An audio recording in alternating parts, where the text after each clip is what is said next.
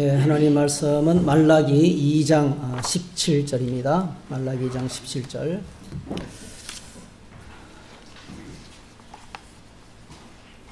네, 말라기 2장 17절. 네, 오늘부터 3장 6절까지 보겠습니다. 네.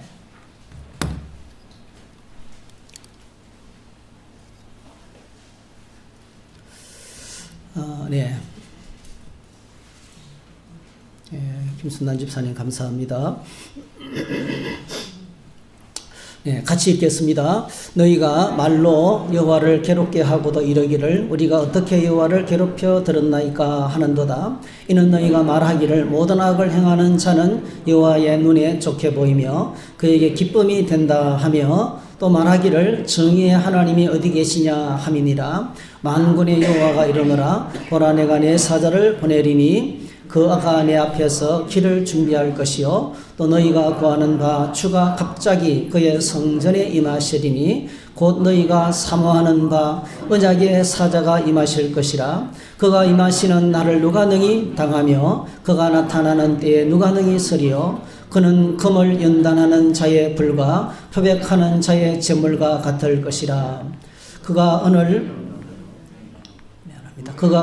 연단하여 깨끗하게 하는 자같이 앉아서 레위 자손을 깨끗하게 하되 금은같이 그들을 연단하리니 그들이 공의로운 제물을 나 여호와께 바칠 것이라. 그때 유다와 예루살렘의 복원물이 옛날과 고대와 같이 나 여호와께 기쁨이 되려니와 내가 심판하러 너희에게 임할 것이라. 점치는 자에게와 가늠하는 자에게와 거짓 맹세하는 자에게와 품꾼의 싹에 대하여 억울하게 하며 과부와 과를 압제하며 나그네를 억울하게 하며 나를 경외하지 아니하는 자들에게 속히 증언하리라. 만군의 여호와가 말하였느니라. 나 여호와는 변하지 아니하나니 그러므로 야곱의 자손들아 너희가 소멸되지 아니하느니라. 아멘. 아멘. 오늘 이 말씀을 가지고 언약의 사자 이런 제목으로 함께 말씀을 나누겠습니다.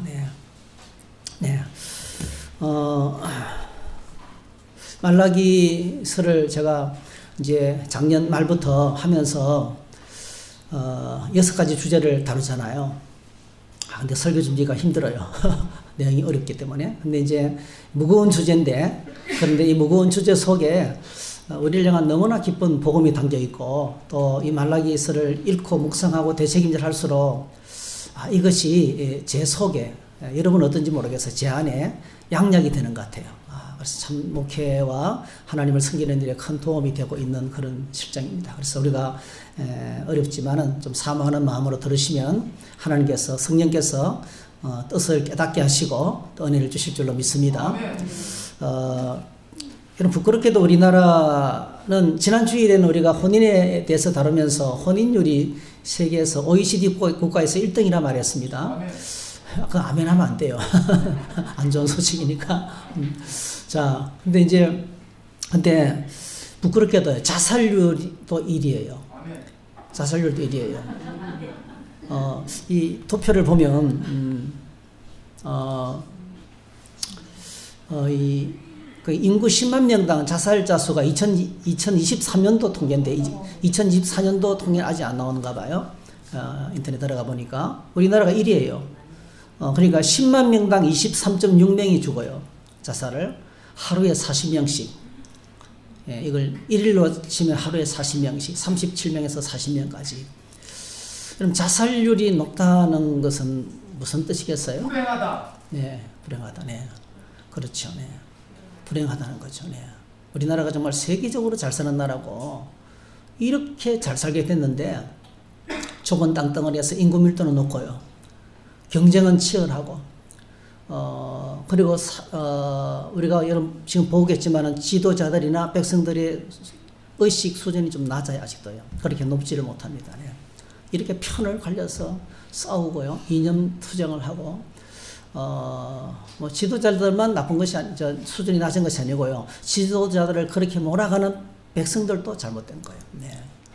막 편가리를 하고요. 그렇게 이제, 이런 사회 속에 살다 보면, 뭐 자연히 경쟁이 치열하게 되고, 그래서 삶의 목적을 잃어버리기 쉽습니다. 여러분, 우리 인생은 시작이 있고 끝이 있거든요. 역사도 마찬가지입니다. 그냥 순환되는 게 아니고요. 운명적으로 순환되는 것이 아니고 시작이 있고 끝이 있어요. 우리는 시작에서 어떤 목적지를 향해서 달려가는 거예요. 근데 이 목적지를 잃어버리면 삶의 의미가 없어요. 삶의 의미는 인생의 목표를 향해서 달려가면서 발견할 수 있는 거예요. 이런 목표를 향해서 달려가는 인생은요, 어떤 상황이라도 행복합니다. 삶의 의미가 있기 때문에요. 근데 목적이 없는 인생은요, 의미가 없어요. 보람도 없고요. 그래서 삶의 목적을 잃어버리고 의미를 잃어버리면 그 다음에 따르는 것이 자연스럽게 있잖아요. 낙심하게 되고 좌절하게 되고 포기하게 되는 거예요. 그래서 그만큼 이제 우리가 그냥 잘 먹고 잘 사는 데만 급급하다 보니까 진정한 삶의 목적과 의미를 잃어버렸다는 겁니다. 진정한 삶의 목적과 의미를 잃어버릴 때 뭐 부자로 살아가는 것이 목적은 아니잖아요. 그죠? 여러분 아무리 돈 많은 거하고 행복한 거하고 전혀 별개거든요. 저 벵글라데시 저쪽에 사시는 분들 최빈국들이잖아요. 인구의 80%가 길거리에서 태어나서 길거리에 죽어요. 근데 가장 행복해요. 얼마나 감사하면서 행복 지수가 엄청 높아요. 네. 그러니까 물질적인 부여가 잘 사는 게 아닙니다, 여러분. 그냥 부자로 살아가는 거하고 잘 사는 거하고는 차이가 있습니다. 네. 진짜 잘 사는 거는 뭡니까? 기쁘게, 감사하게, 즐겁게, 행복하게 삶의 의미를 가지고 목표를 향해서 달려가는 인생이 바로 잘 사는 거죠. 예. 자, 그래서 오늘 이 말라기 선지자는 네 번째 주제를 다루고 있는데요. 그게 바로 우리가 지금 심각하게 마주하고 있는 사회적인 문제인 공의입니다. 공의. 지금까지 세 가지 주제를 다뤘죠. 네, 첫 번째가 하나님에 대한 사랑, 그죠? 하나님의 사랑을 잃어버리면 안 됩니다. 네, 하나님의 사랑을 의심하지 말아야 됩니다. 두 번째 뭐죠? 제사장들이 하나님께 예배하면서 하나님을 멸시했어요. 다시 말씀드리면 뭘 다뤘습니까? 뭘 다뤘어요? 네, 경외, 하나님을 경외라는 큰 주제를 가지고 이제 2장까지 다뤘습니다. 그리고 세 번째 주제가 혼인 언약에 대해서 다뤘습니다. 그리고 이제 오늘 공의 문제를 다루고 있습니다. 공의. 그래서 말라기 선지자 오늘 네 번째 무거운 주제를 다루고 있는데 공의에 관해서 다루고 있습니다. 자, 2장 말라기 2장 17절에 보면 드디어 이렇게 시작합니다. 말라기가 시작하는 방식이죠. 하나님이 질문하고 백성들이 대답하고 또다시 뭐죠? 백성들이 의의를 제기하고 거기에 대해서 하나님 또다시 질문하시는 형식이죠. 한번 같이 읽어보겠습니다. 시작. 너희가 말로 여호와를 괴롭게 하고도 이르기를 우리가 어떻게 여호와를 괴롭혀 드렸나이까 하는도다. 이는 너희가 말하기를 모든 악을 행하는 자는 여호와의 눈에 좋게 보이며 그에게 기쁨이 된다 하며 또 말하기를 정의의 하나님이 어디 계시냐 함이니라 했어요. 정의의 하나님이 어디 계시냐. 한번 따라할까요? 말로 여호와를 괴롭게 하고도 네, 우리의 모든 말을 하나님이 다 들으십니다. 우리의 모든 언어를 하나님이 다 들으십니다. 그렇죠? 골방에서 외국 속담에는 벽에도 귀가 있다. 그죠? 벽에도 귀가 있다. 예수님께서는 말씀하시기를 골방에서 아무도 없는 골방에서 귀에 대고 속삭였던 그 제 음모들 내가 지붕에서 퍼뜨리겠다. 방송을 타서 온 세상에 알리겠다. 그렇게 말했잖아요. 하나님이 다 듣고 여러분 하나님께서 우리의 모든 말을 다 듣고 계셔요. 이스라엘 백성들이 광야에서 불평했을 때 그죠? 하나님께서 말씀하셔요. 너희 말이 내 귀에 들린 대로 내가 시행하리라. 민수기 23장에서 말씀. 무서운 말씀이죠. 우리가 하나님 행복합니다. 그래도 감사합니다. 지금 어렵지만 하나님이 다 해결해 주실 줄 믿습니다. 기대하시고 그런 고백을 하는 사람들에게는요 하나님께서 그 기도를 들으시고 그대로 되게 해주신다는 거예요. 근데 불평하고 원망하고 짜증내고 낙심하고 포기하는 사람들은 그대로 듣고 또 하나님께서 그 말대로 되게 해주신다는 거예요. 너희 말이 내 귀에 들린 대로 내가 시행하리라 그랬어요. 이런 말은요 그래서 오늘 본문에 이 하나님께서 백성들의 말을 듣고 괴로워하십니다. 이 괴롭다는 단어는요 극심한 노동 끝에 죽을 것만 같은 몸의 상태를 얘기합니다. 이해되시죠? 완전히 하나님이 지금 죽을 것만 같아요. 여러분 하나님은 전능하신 분이시고 영원하신 분이시고 육체가 없으시기 때문에 우리 육체의 노동, 육체 노동으로 극심한 고통을 그런 것은 겪지 않으실 거예요. 근데 여러분, 그것만큼 고통스럽게 하나님께서 죽을 것만 같다고 고백하시는 거예요. 뭐 때문에요? 백성들의 말을 듣고, 백성들의 말을 듣고. 여러분, 우리 말을요, 속으로 하는 말 하나님 다 들으십니다. 내 안에 있는 낙심을 하나님이 다 보십니다. 네. 그 소리를 듣고 하나님이 힘들어 하시는 거예요. 여러분, 자녀들이요, 웬만한 문제를 만나도, 어머니 괜찮아요. 할 수 있어요. 걱정하지 마세요. 이런 자녀가 있고요. 엄마 정말 죽을 것만 같아요. 나 세상 못 살 것 같아요. 나 이제 끝났어요. 그런 말을 듣는 부모님은 더 죽을 것 같아요. 그죠? 지금 하나님께서 이렇게 이 하나님의 백성들이 하는 말을 듣는 거예요. 듣고 괴로워하시는 거예요. 이런 말은요, 그 사람의 인격과 교양과 품위를 나타냅니다. 누가복음에 보면 예수님께서 말에 관해서 말씀하시면서 아주 중요한 교훈을 하시죠. 누가복음 6장 43절, 못된 열매를 맺는 좋은 나무가 없고 또 좋은 열매를 맺는 못된 나무가 없느니라. 나무는 각각 그 열매를 안하니 가시나무에서 무화과를 또는 찔리에서 포도를 따지 못하느니라. 선한 사람은 마음에 쌓은 선에서 선을 내고 악한 자는 그 쌓은 악에서 악을 내나니 이는 마음에 가득한 것을 입으로 말함이라 했어. 마음에 가득한 것을 입으로 말하기라. 우리 입술의 표현은 마음 속에서 나온다는 거예요. 그러니까 입술의 말을 들으면 그 사람의 마음이 따뜻한지 차가운지 냉정한지 더러운지 깨끗한지 알 수 있어요. 오늘 저와 여러분 안에 하나님의 은혜로 말미암아 우리의 마음이 정결하게 되고 우리 마음에 기쁨이 넘치고 하나님의 평강으로 채워주시고 또 새해부터 우리가 열심히 하고 있는 진리의 말씀으로 충만하게 가득 차서 우리 입술에 나오는 말들이 믿음의 말을 하고 하나님을 기쁘시게 하는 은혜가 되시기를 축복합니다. 예. 여러분, 힘들어도 하나님 괜찮습니다. 저는 하나님을 믿습니다. 이런 고백을 해보세요. 그럼 금방요 어둠의 세력이 물러갑니다. 근데요, 작은 불평이라도 하기 시작하면요, 그게 나를 터뜨립니다. 나를 망가뜨리게 만듭니다. 그래서 이스라엘 백성들이 말로 인해서 하나님께서 괴로우신데 어떤 말을 했습니까? 그들이 하는 말은요, 우리 2장 17절에 보면 악한 사람들이 이렇게 악한 자들이 이렇게 약한 자들을 짓밟고 자신들의 배를 불리면서 떵떵거리며 살고 계시는데 하나님 도대체 뭐 하십니까? 그들을 심판하지도 않으시고 심판하지 않으신 하나님 보니까 오히려 하나님께서 그들 편인 것 같아요. 이해되시죠? 그들 편인 것 같아요. 하나님 정말 공의의 하나님이 맞습니까? 이렇게 질문하는 거 이스라엘 백성들이. 하나님 정말 살아계신 분이십니까? 하나님 정말 지금 있긴 하시는 거예요? 하나님 정말 공의의 하나님이신가요? 어떻게 이럴 수가 있단 말입니까? 이렇게 질문하는 거예요. 이스라엘 백성들의 입에서 나오는 이 질문을 들으면요, 충분히 공감이 돼요. 아멘 하면 안 되겠지만 아멘 하고 싶어져요. 왜냐하면요, 우리가 주변 상황을 보면 어렵잖아요. 얼마나, 여러분, 세상에 거대한 불의의 세력 앞에 부딪히고 나면요, 이런 말이 그냥 터져나와요. 네. 여러분, 세상에 거대한 불의의 세력을 지금 보고 있어요, 저희들이. 정치판에서도, 경제계에서도, 그죠? 개인 관계 속에서도 이런 세력들을 우리가 보고 있습니다. 예수님께서 마태복음 7장에서 말씀하신 돼지 같은 인간들이 있어요. 돼지 같은 인간들. 자, 내가 소개해 드릴게요. 거룩한 것을 걔에게 주지 말며 너희 진주를 돼지 앞에 던지지 말라. 그들이 그것을 발로 밟고 돌이켜 너희를 찢어 상하게 할까 염려하랬어요. 네.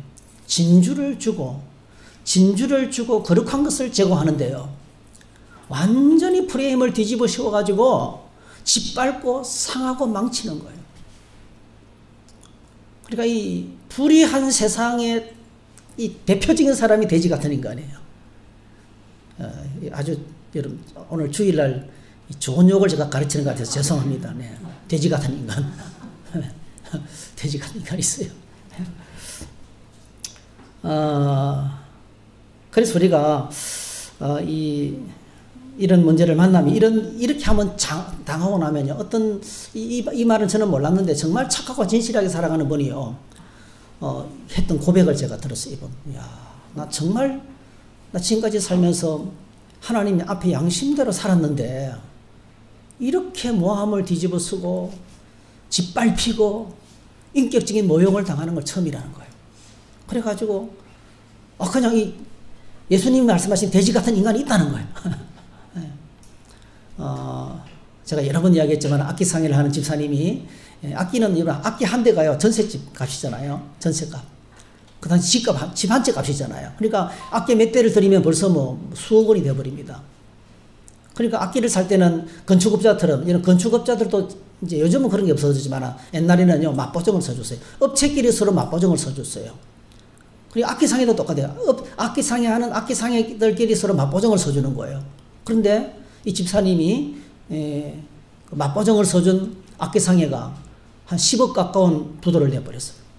이 보증금이 그대로 다 넘어온 거예요. 이런 일을 당하고 나니까 이 집사님이 제일 먼저 한국을 떠나고 싶대. 이민 가려고 막 발버둥을 치시고. 그러니까 결국 마지막 내린 결론은 자살. 유서를 여러 장 써놓고 자살을 결심한 거예요.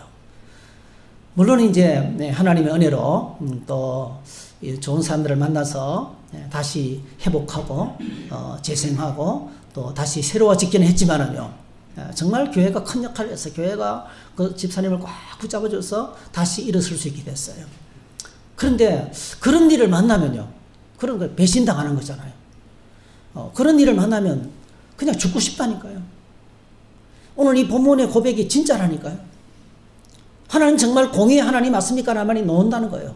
하나님 정말 저 악한 놈들을 그냥 내버려 두시는 거니까 하나님 그들 편인 것 같아요. 오늘 본문에 악인들을 좋아하시는 것 같아요. 하나님께서. 이런 고백을 했다는 말이에요. 네? 자, 그래서 이 말라기 선지자가 살던 시대의 모습을 오늘 본문에서 적나라하게 이야기하는데 얼마나 큰 불의한 사회인지요. 이렇게 말씀합니다. 말라기 3장 5절에 내가 심판하러 너에게 임할 것이라. 내가 너희들을 찾아가서 심판하겠다는 거예요. 누구요? 점치는 자. 여러분, 사회가 혼란하고 어려울수록 점치는 자들이 성업을 합니다. 어려우니까. 불의한 사회일수록, 사람이 살지 못하는 사회일수록 이 뭐죠? 그러니까 못 사는 나라일수록 뭐죠? 점쟁이들이 활개치는 거예요. 성업이 잘 되는 거예요. 여러분 1년에 점집에 갖다 주는 돈이 얼마인지 아세요? 우리나라 돈은 얼마 전에 제가 통계를 보니까 4조 원. 4조. 네. 점집에 갖다 두는 돈이 복채값이 4조 원. 네. 통계가 나왔어요. 그 다음에 간음, 성적으로 타락하는 거죠. 가정이 붕괴되는 거죠. 거짓말 세상. 네. 그리고 품권의 삭제에 대해서 억울하게 하고 임금체불이죠. 임금체불. 네. 아주 교모하게. 우리나라 건축업자들이 갖고 있는 곤조가 있어요. 최대한 견딜 때까지 기다리다가 고소하기 직전까지 있다가 돈을 늦게 주는 거예요. 그 관행입니다. 관행. 그것도 나중에 뭐죠? 어음이나 수포를 끊어서 이렇게 주는 관행이에요. 관행. 예. 그러면요. 그냥 따박따박 돈이 들어와야 살아가는 이 일용직 근로자들은 죽어나는 거예요. 공백이 메꾸어지지 않는 거예요. 쩔쩔맵니다. 쩔쩔매. 네. 삶 자체가 안정이 안 되는 거죠. 임금체불. 굉장히 악한 것이죠. 그 다음에 가부와 거와 나그네를 억울하게 하는 거. 이게 사회적 약자들을 짓밟는 것입니다. 여러분, 훌륭한 사회일수록, 공의로운 사회일수록 사회적 약자가 존중받는 겁니다. 우리 교회는 그런 교회가 되기를 축복합니다. 부족하고 연약하고 뭐 이런 사람 볼 때 멸시하지 않고요. 정말 더 존중해주고 더 섬세하게 케어하고 보살피는 은혜가 필요합니다. 네. 우리가 그런 마음을 좀 가지셔야 돼요. 이게 예수님의 마음이에요. 세리와 창녀들을 식사하시고 사회적으로 비난받는 자들과 주님께서 친구가 되어주시고 그들을 통해서 하나님께서 하나님 나라의 일을 하셨어요. 네. 그래서 이 사회적 약자들을 향한 태도가 엉망이었습니다. 그리고 종합적으로 그들은 하나님을 경외하지 않았어요. 이게 이제 그 당시의 불의한 세상의 상태입니다. 상태. 네. 여러분 로마서에서도 하나님께서 로마서 1장 18절에 하나님의 진노가 불의로 하나님을 저항하는 모든 불의와 경건치 않음에 관해서 하늘로부터 임한다 그랬어요.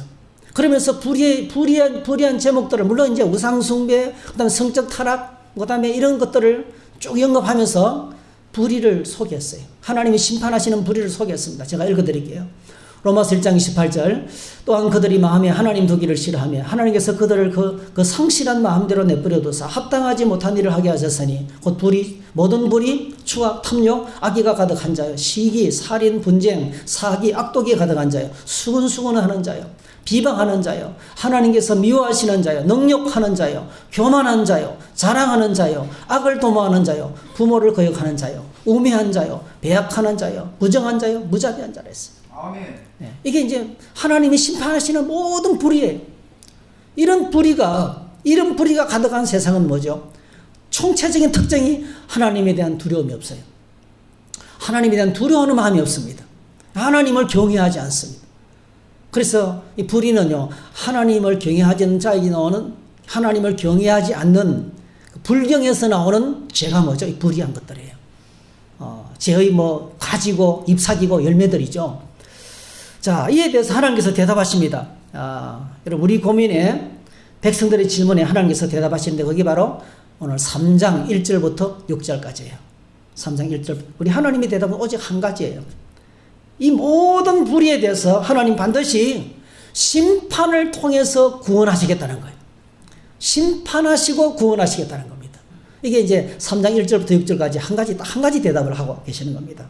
하나님께서 악한 자의 편이 아니고 심판을 유보한 것도 아니고 하나님께서 모르고 계신 것도 아니고 하나님께서 때가 되면 정확하게 심판하시고 구원하실 것이라고 말씀합니다. 그래서 오늘 3장 1절에 보니 이렇게 말씀합니다. 벌써 첫 말부터 다르죠. 한번 같이 읽겠습니다. 시작. 만군의 여호와가 이르노라. 보라, 내가 내 사자를 보내리니 그가 내 앞에서 길을 준비할 것이요 또 너희가 구하는 바 주가 갑자기 그의 성전에 임하시리니 곧 너희가 사모하는 바 언약의 사자가 임하실 것이라. 만군의 여호와, 만군의 여호와.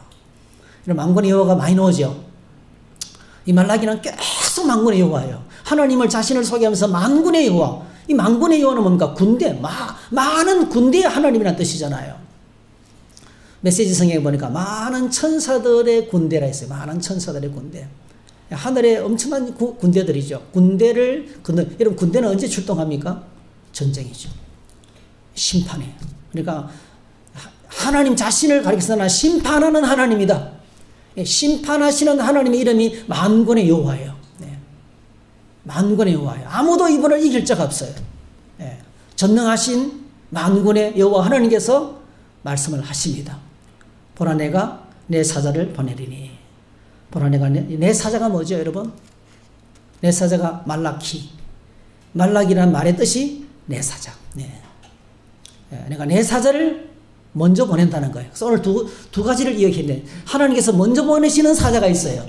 이게 하나님께서 주님의 길을 위해서 먼저 보내는 사자가 있고요. 그 다음에 누가 있어요? 언약의 사자. 이 언약의 사자가 뭡니까? 성경에서 약속한 주입니다. 메시아입니다. 네. 이 두 사람을 보내어서 하나님께서 심판하시고 구원하시겠다는 겁니다. 심판하시고 구원을 이루시겠다는 그런 말씀을 하고 있습니다. 자, 하나님께서 먼저 보내시는 내 사자가 누구일까요? 모든 하나님의 선지자들은 뭐죠? 지금까지 모든 선지자들은 하나님께서 예수님이 오시기 전에 먼저 보냄을 받은 선지자였습니다. 근데 여러분, 특별히 오늘 하나님께서 보내시는 사자, 여호와께서 보내시는 특사, 하나님께서 보내시는 특별한 사람, 이 누군지 우리 예수님께서 요한복음 11장에서 마태복음 11장에서 밝히고 있어요. 해석을 하고 있어요. 이 본문을 말라기 3장 1절을 인용하면서 밝히고 있어요. 요 마태복음 11장에 보니까 세례 요한에 관한 기록이 있습니다. 자, 세례 요한이 옥에 갇혔어요. 옥에 갇힌 이유는 딱 한 가지입니다. 그가 심판의 메시지를 전했기 때문에 그랬어요. 아주 강력한 심판의 메시지. 그래서 세례 요한이 와가지고 강력하게 심판의 메시지를 전하면서 백성들에게 회개를 요청했습니다. 수많은 사람들이 그 세례 요한의 메시지를 듣고 회개하기 위해서 몰려왔어요. 근데 여러분, 그 세례 요한이 주로 누구를 쳤냐면요, 그 당시에 부자들, 그러니까 군인들, 그러니까 지배계층에 있는 사람들을 쳤어요. 공격했습니다. 그러니까요, 서민들뿐만 아니라 군인들까지, 부자들까지 막 회개의 세례로 바뀌어서 몰려왔던 거예요. 근데 여러분 세례요한은 그 중에서 헤롯 왕을 쳤습니다. 헤롯 왕이 그 당시에 이 정치적인 야망이 대단했어요. 근데 이 자신의 정치적인 야망하고 딱 맞는 옆편내가 있었는데요. 그게 빌립 왕, 동생, 그러니까 세 왕이 경기도, 우리나라 지금 경기도, 전라도, 경상도, 로마가 있잖아요. 이스라엘 지역에 왕을 셋을 세워놨어요. 근데 둘째 왕, 경상도 쪽에 세운 빌립왕이에요, 빌립왕. 빌립왕의 아내가 헤로디아입니다, 헤로디아. 이 헤로디아의 마음이요. 헤롯 대왕하고 똑같은 거예요. 그것도 정치적인 야망이 대단했어요. 그러니까 이 헤롯 왕이 동생의 아내인 헤로디아하고 눈이 맞은 거예요. 그래서 본부인을 쫓아내고 동생에게서 아내를 빼앗아가 결혼해버렸어요. 절대 권력을 가진 왕이기 때문에 아무도 말 못하죠. 아무도 말 못하죠. 근데 여러분 세례요한은 뭐죠? 대왕의 이거는 옳지 못한 행동입니다. 지도자가 그렇게 앞장서서 불의를 행하면 어떻게 됩니까? 이렇게 포문을 쏘았던 거예요. 어떻게 될까요? 갇히죠. 감옥에 갇혔어요. 그래서 세례요한이 옥에서 갇혀 있는데 예수님께서 한 번도 안 찾아오시는 거예요. 감옥에 들어갔는데 세례요한이 예수님을 메시아로 소개했는데요. 메시아로 소개했는데 예수님이 찾아오기는커녕요. 예수님에 관한 소식을 들으니까 마음이 싱숭생숭한 거예요. 그냥 예수님께서 오셔서 하나님 나라를 세우시고 나라를 새롭게 하신다는 양반이 예루살렘으로는 진출하지도 않고요. 세리하고 죄인들과 어울리시고, 네? 창녀들과 어울리 식사하시고, 그리고 그냥 아무 힘이 없는 군중들, 아무 힘도 없는 군중들을 만나면서 그들에게 하나님 말씀 가르치고 천국을 전파하시고 병을 고쳐주시고, 그런다고 저 갈릴리 변방에서 있잖아요. 그 갈릴리 변방, 중앙무대로 올라오지 않고 갈릴리 변방에서 그냥 왔다 갔다 하시면서 시간을 보내고 있는 거예요. 그 세례요한의 마음속에는 내가 예수님을 메시아로 소개했는데 진짜 그분이 메시아일까? 그 질문은 오실 거이가 당신입니까? 감옥에 갇혀서 사람을 예수님께 보냈어요. 당신이 진짜 내가 메시아로 소개했는데 당신이 메시아가 맞습니까? 세례요한의 마음속에 예수님이라는 믿음이 흔들렸던 거예요. 아멘. 사람은요, 아무리 강해도, 그렇게 강한 사람이라 할지라도 이런 어려운 상황이 되면 마음이 흔들리는 거예요. 힘든 일을 만났을 때요, 우리 상대방의 믿음을 정지하면 안 됩니다. 세례요한도 뭐죠? 흔들렸어요. 그러니까 진짜 당신이 메시아가 맞습니까? 이렇게 물은 거예요. 그때 예수님께서 뭐라고 대답했습니까? 4절에 예수께서 대답하여 이르시되 너희가 가서 듣고 보는 것을 요한에게 말하되 맹인이 보며 못 걷는 사람이 걸으며 남행한 자가 깨끗함을 받으며 못 듣는 자가 들으며 죽은 자가 살아나며 가난한 자에게 복음이 전파된다 하라 했어요. 그러니까 이게 바로 뭐죠? 이스라엘 백성들이 이사야 선지를 통해서 이사야서 61장 이사야 선지를 통해서 그토록 하나님이 약속하신 그 언약의 사자, 하나님이 언약에서 약속하신 그 메시아가 오면 갇힌 자, 눌린 자, 포로된 자에게 자유를 선포하고 가난한 자가 복음을 듣고 눈먼 자가 보게 되고, 그죠? 저는 자가 걷게 되고 될 것이라고 말씀하셨는데, 그런 일을 하는 사람을 보거든. 그가 바로 누구예요? 하나님이 성경에서 말씀하신 메시아라는 거예요. 그 예수님께서 뭘로 대답하셨어요? 성경으로 대답하셨어요. 여러분, 내가 누군지는요, 다른 사람이 당신 뭐 좋은 사람이야, 당신 나쁜 사람이야, 필요 없어요. 내가 누군지는 하나님 말씀을 통해서 내 정체성을 내가 붙잡아야 돼요. 여러분, 말씀 안에서 오늘 저와 여러분 누구입니까? 우리는 하나님께서 하나님의 형상으로 지어받은 존귀한 자인 줄 믿습니다. 아멘. 누가 뭐라 그래도, 아무리 구겨줘도 10만 원짜리 수표처럼 침 뱉고 구겨줘도 그 가치는 떨어지지 않아요. 내 인생이 아무리 배척당하고 알아주지 않는 것 같아도요, 나는요, 예수님의 십자가의 보혈로 구원받은 존귀한 하나님의 백성인 줄로 믿습니다. 하나님의 눈과 귀가 나에게 있어요. 네. 잊어버리지 않습니다. 네. 우리는, 우리의 가치는 떨어지지 않습니다. 네. 우리의 가치에 눈을 좀 뜨시기를 축복합니다. 아멘. 성경을 통해서 예수님이 자신이 메시아 되신 것을, 나는 이런 사람이다, 나는 메시아가 이렇게 말하지 않고요, 말씀을 통해서 자신을 증언했습니다. 참 놀랍습니다. 네. 이것보다 확실한 게 어디 있어요? 여러분, 한국 사람인 걸 어떻게 증명할 수 있어요? 얘가 양력 흘림반에 널찍 하는 질문이잖아요. 한국 사람인 걸 어떻게 증명할 수 있어요? 나 김치 좋아해요, 한국말 잘해요. 아닙니다, 여러분. 저 스코틀랜드에서 온 선교사님 윌리엄 블랙 선교사님하고 제가 10년을 같이 공부를 했는데요, 보신탕 너무 잘 먹어요. 보신탕 먹으러 갑시다. 한국말 기가 막히게 잘해요. 예. 얼마나 타고난 강의 설교자인지 몰라요. 말 잘하는 거, 김치 잘, 그게 아닙니다, 여러분. 간단해, 뭐예요? 주민등록증, 그죠? 문서, 신분증, 서류. 오늘 저와 여러분들의 정체성은 하나님 말씀 안에서 찾아야 됩니다. 할렐루야. 하나님 말씀 안에 있는 나가 진짜 나예요. 그래서 우리가 말씀을 통해서 내가 누군지 늘 확인하면서 어느 누구도 나를 해할 수 없는 하나님 아버지의 손 안에 있는 나를 봐야 되는 거예요. 그러면요, 누가 뭐라 그래도 안 무너집니다. 무너져 내리지 않습니다. 그래서 자신을 소개하면서 6절 한마디 충고합니다. 누구든지 나로 말미암아 실족하지 않은 자는 복이 있도다. 세리요한에게 감옥 안에서 어렵고 죽음의 시간이 다가오고 풀려날 가망도 없고 점점 어려운 상황이 딱 존재할지라도 끝까지 신뢰하고 믿음이 무너지지 않냐고 끝까지 견딜 때 승리할 수 있다. 네, 격려한 거예요. 그리고 제자들이 딱 떠나고 난 다음에요. 자, 제자들이 떠나고 난 다음에 그들이 떠나며 예수님께서 세례요한에 대해서 평가합니다. 그러면서 10절, 자 10절 시작. 기록된 바 보라, 내가 내 사자를 네 앞에 보내려니 그가 네 길을 내 앞에 준비하리라 하신 것이 이 사람에 대한 말씀이니라. 그러니까 앞장서서 나와가지고 예수님께서 이제 이렇게 쭉 앞에 설명하고 그들이 떠나고 난 다음에요. 말라기서 말씀을 인용하면서 기록된 바 내가 내 사자를 내 앞에 보니 이 말라기 3장 1절을 인용하는 거예요. 말라기 3장 1절에서 말하는 내 사자가 누구라고요? 예수님 앞에 6개월 전에 먼저 와가지고 이 땅에 하나님 나라의 메시지를 선포했던 하나님 나라 메시지를 선포했던 세례요한이라는 거예요. 여러분 세례요한이 와가지고요 얼마나 강력한 심판의 메시지를 전했는지 모릅니다. 제가 한번 읽어드릴게요.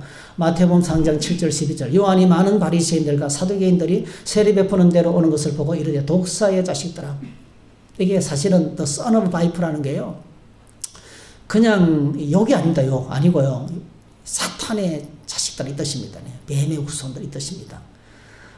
누가 너희를 가르쳐 임박한 진노를 피하라 하더냐. 그러므로 회개에 합당한 열매를 맺고 속으로 아브라함이 우리 조상이라고 생각하지 말라.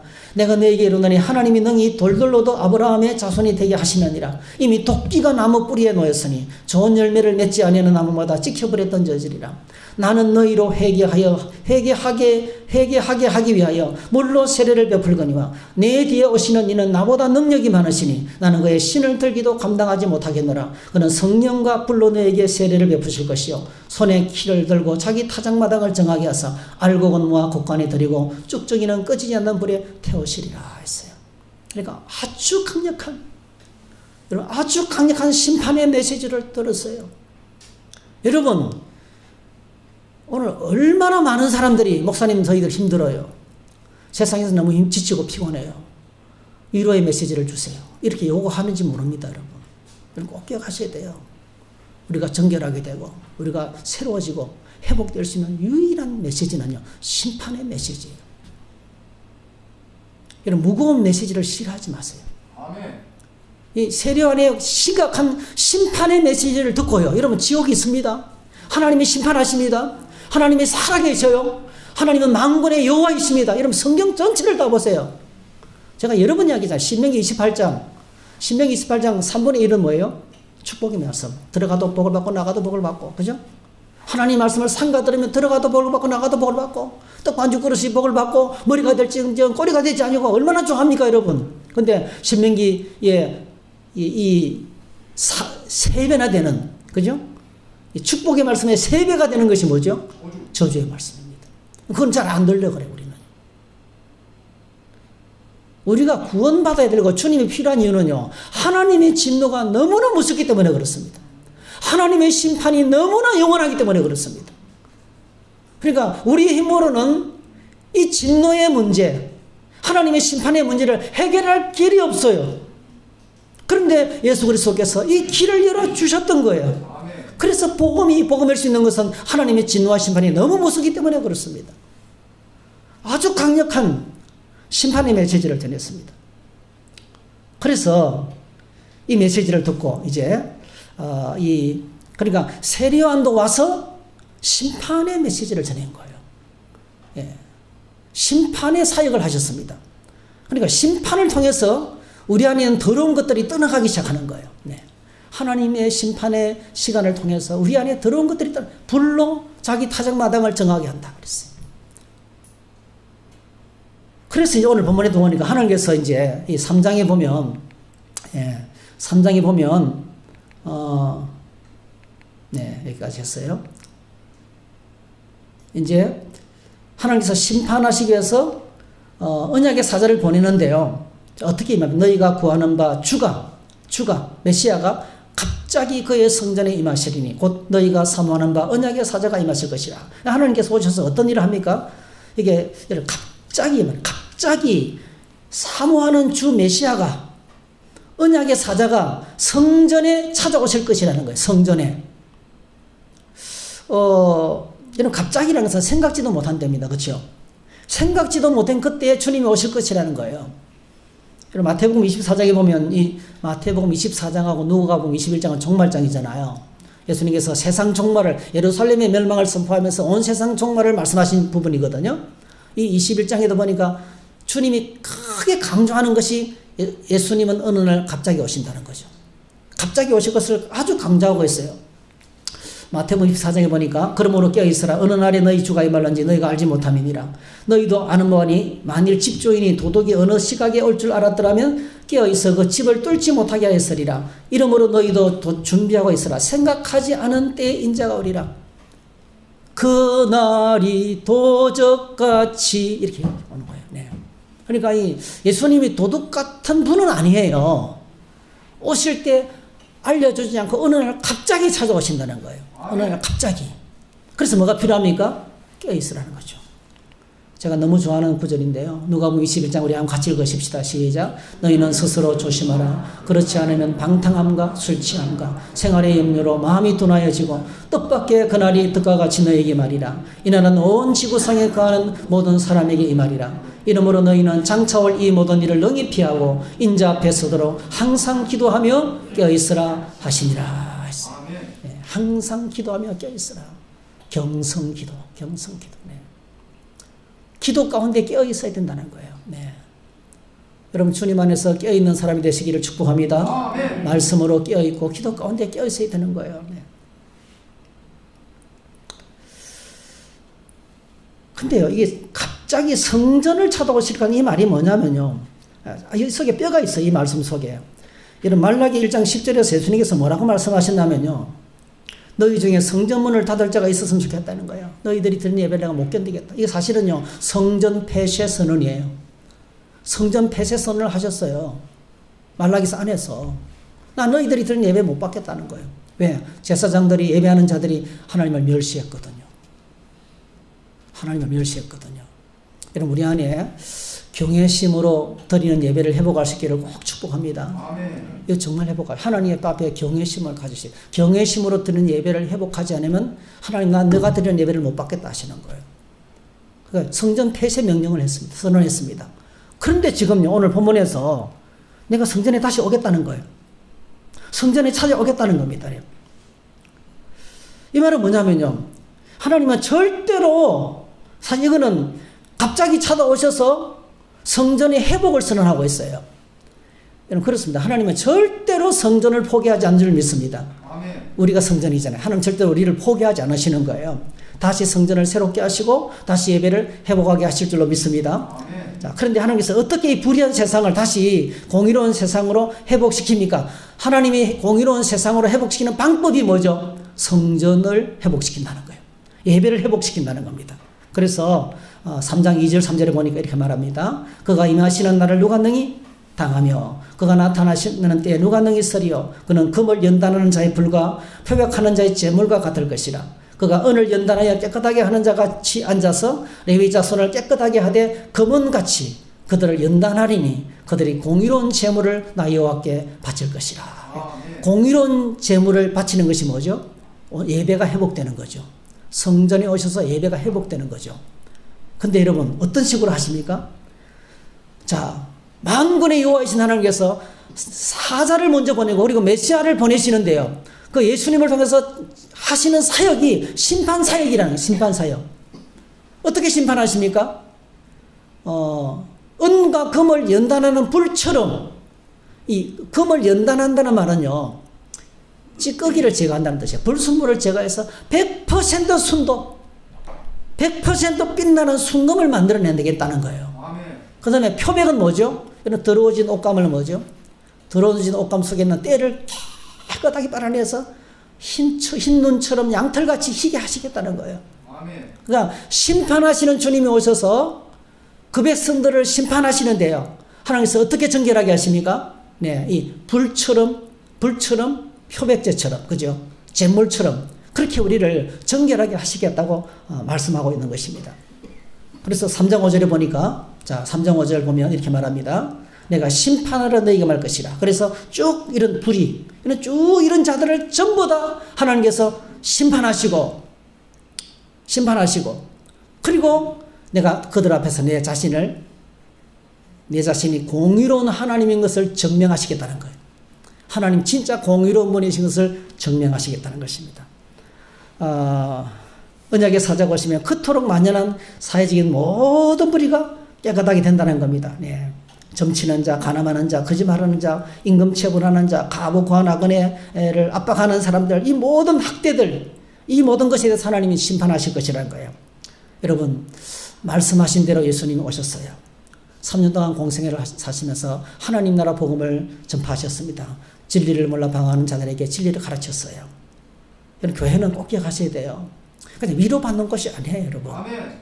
교회는요, 진리의 말씀에 눈을 뜨는 것입니다. 진리를 모르면 방황하게 돼 있어요. 그러니까 인생의 방황이 끝나는 거예요. 하나님 말씀이 내 안에 들어오면 방황이 끝나는 겁니다. 진리를 몰라 방황하는 자에게 하나님 말씀을 가르쳤습니다, 여러분. 세상에서 소망 없는 자들에게 하나님 나라를 소개하면서 전파하셨어요. 하나님 나라가 있다는 거예요. 병든 자, 눌린 자, 갇힌 자, 포로된 자를 치유하시면서 치료하셨어요. 여러분, 이런 치유가 우리 안에 있기를 축복합니다. 아멘. 그리고 친히 주님은 십자가의 길을 걸어가셨어요.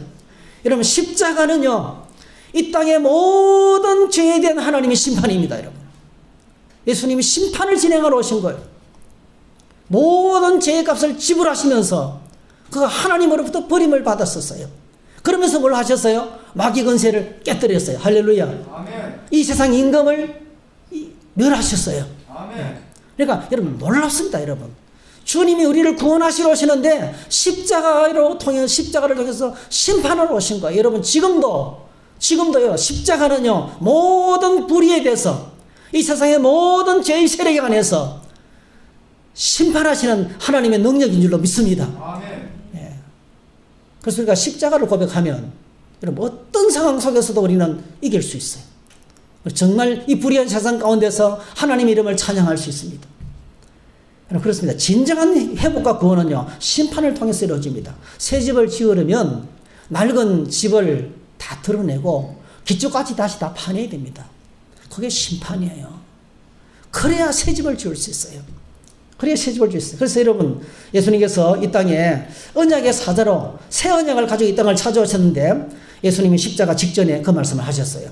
십자가를 지기 직전에 제자들과 마지막 식사를 하면서 이렇게 말합니다. 그들이 먹을 때 예수께서 떡을 가지사 축복하시고 떼어 제자들에게 주시며 이르시되 받아서 먹으라, 이것은 내 몸이니라 하시고, 같이 읽어요. 시작. 또 잔을 가지사 감사기도 하시고 그들에게 주시며 이르시되 너희가 다 이것을 마시라, 이것은 죄 사함을 얻게 하려고 많은 사람을 위하여 흘리는 바 나의 피 곧 언약의 피니라. 언약의 사자. 이 언약의 사자라는 것이 약속하신 대로 예수님이 오셔서 다시 새롭게 새 언약을 체결하시면서 히브리서에서는 새 언약의 중보자, 이렇게 우리를 소개하고 있습니다. 이제 우리 주님은요, 다시 오실 것입니다. 요한계시록이 우리에게 보여주는 하나님 나라 그림이 어떤 겁니까? 우리 주님 다시 오심으로 하나님 나라는 완성될 것인데, 하나님 나라의 회복과 완성은요, 심판을 통해서 이루어집니다. 그게 뭐예요? 그게 7 나팔 재앙, 7 대접 재앙이에요. 계속 반복됩니다. 재앙이 계속 이러면 하나님께서 계속 심판하시는 거예요. 꼭 기억하셔야 돼요. 우리의 구원은요, 심판으로 진행이 됩니다. 오늘 저와 여러분들이 때때로 시련과 환난과 고난을 만나면, 시련과 환난과 곤란을 만나면 꼭 기억하셔야 돼요. 우리 안에 있는 불순물이, 우리 안에 있는 삶의 찌꺼기가, 우리 안에 있는 이 하나님을 기쁘시게 하지 못하는 이 모든 것들이 제거될 줄로 믿습니다. 그게 심판이에요. 그게 불입니다. 불. 그 심판의 불이 십자가입니다. 여러분. 십자가의 은혜로 십자가의 은혜와 긍휼과 자비하심으로 우리가 심판을 지나가면서요 내 안에 불순물이 걸러지는 거예요. 그래서 이 일을 통해서 하나님은 마침내 공의의 하나님이 되신 것을 증명하겠다는 겁니다. 말라기 3장 5절 6절 내가 심판으로 너에게 말 것이라 쭉 이야기하면서 이런 것을 통해서 이런 자들에게 속히 증언하니라. 속히 증언하니라. 심판의 일을 통해서 하나님께서 구원을 이루시면서 그러니까 우리가 꼭 기억하셔야 될 것이 우리의 구원은요 그냥 이루어지지 않는 거예요. 십자가를 통해서 이루어지는 이 십자가가 심판이고 이 심판이 뭐죠? 때때로 우리의 삶에도 곤란이 될 수 있고 어려움이 될 수 있고 이런저런 만나는 문제가 될 수 있다는 거예요. 그런 걸 통해서 우리가 뭐죠? 우리 안에 우리가 정결한 거룩한 하나님 백성으로 세워지게 되고 마침내 이걸 통해서 하나님께서 뭘 회복하십니까? 6절 같이 읽습니다. 시작. 나 여호와는 변하지 아니하나니 그러므로 야곱의 자손들아 너희가 소멸되지 아니하느니라. 하나님은 불변하시는 하나님, 말씀하신 것을 반드시 이루시는 하나님, 절대로 말을 바꾸지 않는 하나님, 이게 불변하시는 하나님이에요. 언약을 성취하신 하나님, 하나님은 신실하신 분, 거짓말하지 않으신 분, 그죠? 하나님은 반드시 말씀하신 대로 지키시는 분이세요. 하나님의 말씀이, 하나님 말씀이 하늘과 땅은 없어지지만은 하나님 말씀은 영원한 줄로 믿습니다. 푸른 마르고 꽃은 시드나 하나님 말씀은 영원합니다. 그 말씀이 하나님의 공의가 온 땅에 드러나기까지 일하시고 역사하신다는 거예요. 그래서 이 말씀으로 말미암아 우리는 뭐죠? 하나님의 택한 백성들이 영원히 소멸되지 아니하고 오늘 특별히 뭐라고 부르는 야곱의 자손들, 야곱의 자손들이라고 부르고 있어요. 이 야곱의 자손들이 누굽니까? 여러분 앞부분에서 야곱의 자손들 하나님 버림받은 자식들이에요. 그런데 이제는 뭐죠? 다시 야곱의 자손들을 부르면서 이스라엘을 부르면서 우리가 주님 안에서 영적인 이스라엘인 줄 믿습니다. 너희들이 영원히 소멸되지 않고 영원히 보존될 것이라고 이야기하고 있어요. 그래서 오늘 저희들이 이 언약의 하나님께서 하나님 나라를 위해서 세례 요한을 통해서 하나님의 사자를 먼저 보내시고 그리고 예수 그리스도를 보내주시고 다시 오심으로 말미암아서 여러분 그날에 우리의 모든 억울한 것이 다 떠나가게 될 줄 믿습니다. 불의한 세상의 모든 불의가 해결되는 거예요. 그래서 우리가 언제까지 기다려야 되겠어요? 주님 강림하실 때까지 길이 참고 기다리는 거예요. 우리가 답답한 일을 만나고 힘든 일을 만나도 그때 오늘 여러분이 기억하세요. 하나님 내 안에 있는 불순물을 제거하시는군요. 나를 깨끗하고 정결하게 하시는군요. 내가 이것 때문에 안 망합니다, 여러분. 그것 때문에 내가 안 망합니다. 그것 때문에 내가 못 살지 않습니다, 여러분. 그것은 나를 살리는 거예요, 사실은요. 사실은 그것은 나를 뭐죠? 하나님께서 새롭게 하시는 하나님의 은혜입니다. 어린아이가 넘어졌어요. 응급실에 실려가서요. 피가 철철 흘러요. 의사가요, 이따만 주사기를 들고 오는데 아이들이 어떻게 해요? 기겁을 하면서 몸부림을 쳐요. 그때 아빠가 어떻게 합니까? 이 오른쪽 팔로 아이를 확 이렇게 그냥 묶어버려요. 그리고 주사를 맞춰요. 그죠? 주사를 맞춰요. 그게 바로 뭐죠? 사는 길이에요. 아멘. 우리는 환난과 고난의 시간에 너무 죽겠다고 하나님 우리 이 아빠의 팔에서 놓아두고 이 무서운 자리에서 피해달라고 소리를 지르지만은 놀랍게도 꼭 기억하셔야 돼요. 심판을 통해서 나를 구원하십니다. 고난의 시간을 통해서 하나님 나를 구원해 가십니다. 하나님의 사람으로 영광스러운 사람으로 빚어가십니다. 그러면 오늘 저와 여러분들이 환난 앞에 시련 앞에 분노하지 마시고요. 하나님 어디 살아계시는 거 말하지 마시고요. 하나님을 묵묵히 바라보면서 하나님의 공의가 정오의 태양처럼 증명될 그날이 있습니다. 속히 반드시 임하시겠다고 말씀하십니다. 주님을 신뢰하면서 우리 모두 다 같이 주님 안에서 승리하시기를 주의 이름으로 축복합니다. 아멘. 할렐루야. 아멘. 제가 이 찬양 좋아합니다. 83장 우리 한번 같이 불러봅시다. 나의 마음에 근심 구름 가득하게 덮이고